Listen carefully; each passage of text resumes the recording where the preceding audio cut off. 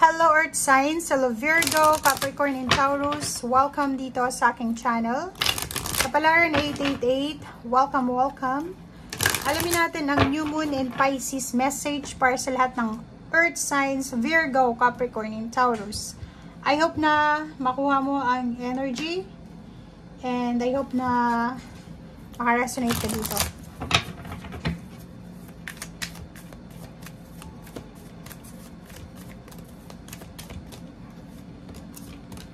Okay, Earth Signs, you're very close to achieving your goal. Don't let pride get in your way. So, Earth Signs, nakikita ko sa'yo dito na full moon in Leo kasi to eh. Maraming victory and success na parating sa buhay mo sa mga susunod na buwan. So, pwedeng malapit ka ng ma-promote sa trabaho, malapit ka ng makapagtapos ng pag-aaral, malapit mo nang matapos yung kontrata mo, or kung ano man to na full moon. May full moon, may culmination, and then meron ditong achievements na pwedeng matanggap ka or matatanggap mo. Sobrang lapit mo na, parang abot kamay mo na kung ano man itong goals na meron ka. Kaso lang, ang ina-advise sa'yo dito ng New Moon in Pisces is wag nating ilagay sa ating isip kung ano man ang success na to. Be humble. Be humble sa kung ano man ang blessings, ano man na success na all goals na ma-achieve mo sa mga susunod na araw, buwan na taon. Okay, Earth Signs.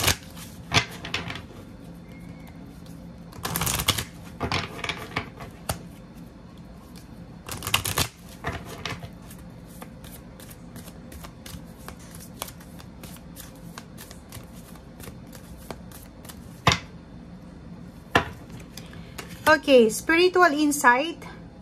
Nakikita ko sa'yo dito na sobra kang magiging thankful, sobra kang magiging grateful sa Panginoon. Sobra kang magpapasalamat dahil sa mga oportunidad or sa mga blessings na posibleng ibigay sa'yo ng universe. Okay?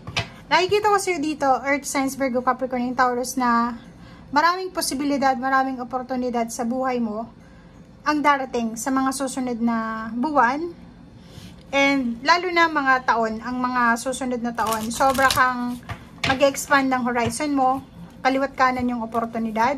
So, kaya magiging sobra kang thankful and grateful sa Panginoon dahil yung satisfaction ba, yung manifestation ay ibinigay na sa'yo.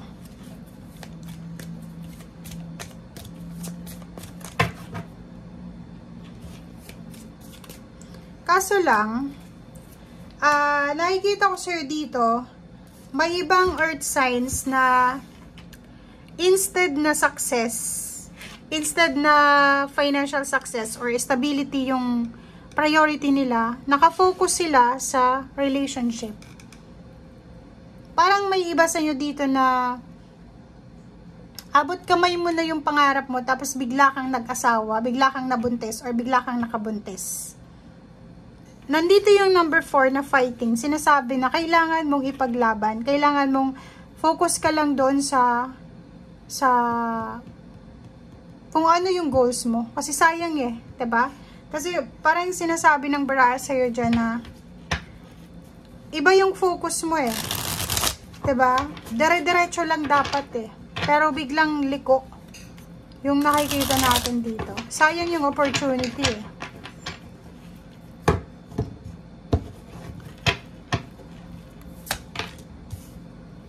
Oh, tingnan mo oh, King of Swords.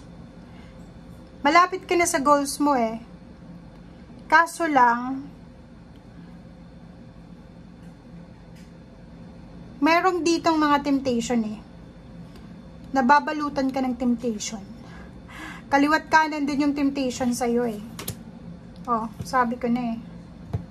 Masyado kang nakafocus sa relationship mo, na parang baliwala yung pera, baliwala yung financial achievement, na yun talaga yung, ang pinaka-goals mo talaga dati. Siguro yung iba, yung pumunta ng ibang bansa, ang goals nila is makaipon ng pera, maging mayaman, maging stable, maiahon yung pamilya sa kahirapan, tapos biglang may temptation na relationship, doon na sila nag-focus. Ganon din dito eh. It's either estudyante siya, kung kailan malapit na siyang makapagtapos ng pag-aaral, bigla siyang liko. Instead na mag-focus siya doon sa goals niya, nagkaroon siya ng relationship, yun na, relationship na yung focus niya. Diba? Okay, so nakikita ko sa'yo dito, yung iba is sobrang pagod na kayo sa paghihintay kung kailan maayos yung takbo ng financial nyo. Pagod na kayo kung kailan magiging balance yung pera nyo. Yung parang yung iba sa inyo, pagod na kayo kung kailan magkakaroon ulit ng laman yung ATM nyo. Parang gano'n. Napapagod na yung iba sa paghihintay, oh. Diba? Naghihintay sila ng pera, naghihintay sila ng tulong, pero walang tumutulong sa kanila. Ang sinasabi ng Zero the Full Sir dito na simulan mo na, if ever man na naghihintay ka ng tulong, naghihintay ka ng suporta, ng proteksyon, tapos walang nag-aabot sa'yo ng proteksyon, ng suporta, ikaw mismo ang gumawa ng paraan. Ikaw mismo, diba? So, Four of Rods, King of Cups, and Six of Rods. Ang galing na ito. May iba sa inyo dito na earth signs na sobrang magiging successful kayo, na kayo yung magdadala ng peace, honor, harmony, balance, stability sa buong pamilya. Pwede ikaw yung ipagmamalaki ng iyong pamilya, 'di ba? Ikaw yung magdadala ng honor sa pamilya mo. Ikaw yung magiging pride ng iyong pamilya. Okay? Kaso lang, wag natin masyadong ilagay sa ating isip kung ano man tong blessings, kung ano man tong prosperity na ibigay sa atin ng universe. Okay? So, dahil sa'yo, magiging proud sa'yo ang magulang mo, ang mga kapamilya mo. And, walang pagsisisi. Walang pagsisisi na siguro yung sacrifices, even yung sacrifices mo, kasi bandang ulis, celebration. Diba? So, kung makikita mo dito, siguro napakahirap ng pinagdaanan mo para makuha mo yung goals mo sa buhay. And dito sa barahang ito, it's a confirmation na makukuha mo yung victory and success. Mahahawakan mo yung peace and harmony, makukuha mo yung stability. Kung ano man tong pinapangarap mo sa sarili mo, sa buhay mo, makukuha mo siya.